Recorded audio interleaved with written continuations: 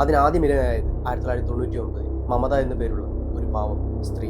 അങ്ങനെ 1999 ഒക്ടോബർ മാസം മല്ലിക തന്റെ വജ്രായുധമായ ഏറ്റവും മാരകമായ വിഷയമായ പൊട്ടാസ്യം സയനൈഡ് മമത എന്ന സ്ത്രീക്ക് നേരെ പ്രയോഗിക്കുന്നു. ആ സ്ത്രീയുടെ മൃതദേഹം വഴിവക്കിൽ നിന്ന് അവിടുത്തെ ബാംഗ്ലൂർ പോലീസിന് ലഭിക്കുകയാണ്. അങ്ങനെ ആ സ്ത്രീയുടെ പോസ്റ്റ്മോർട്ടം നടപടികൾ എല്ലാം കഴിഞ്ഞതിന് ശേഷം പോസ്റ്റ്മോർട്ടം റിപ്പോർട്ടിൽ പറയുന്നത് ഇതുപോലെ തന്നെ പൊട്ടാസ്യം സയനൈഡ് എന്നൊരു മാരകമായ വിഷം ഉള്ളിൽ ചെന്നാണ് ഈ സ്ത്രീ മരിച്ചത്. ഈ സ്ത്രീയുടെ പഴയകാല ബാക്ക്ഗ്രൗണ്ടും കാര്യങ്ങളും, അതായത് മരിച്ച സ്ത്രീയായ മമതയുടെ പഴയകാല ചരിത്രമെല്ലാം തിരക്കിയപ്പോൾ മനസ്സിലാവുന്നത് ആ സ്ത്രീക്ക് കുറച്ച് കുടുംബ പ്രശ്നങ്ങളും കാര്യങ്ങളൊക്കെ ഉണ്ടായിരുന്നു.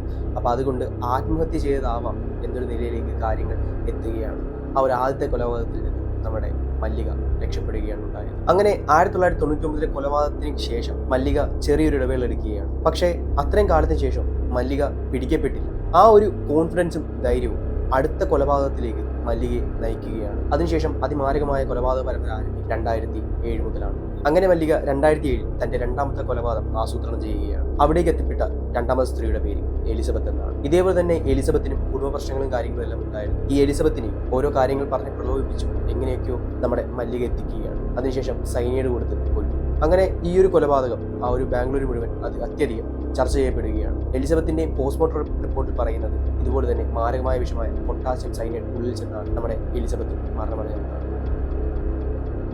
മല്ലികയുടെ രണ്ടാമത്തെ കൊലപാതകം കഴിഞ്ഞു. ഇതിലും മല്ലിക പിടിക്കപ്പെട്ടു.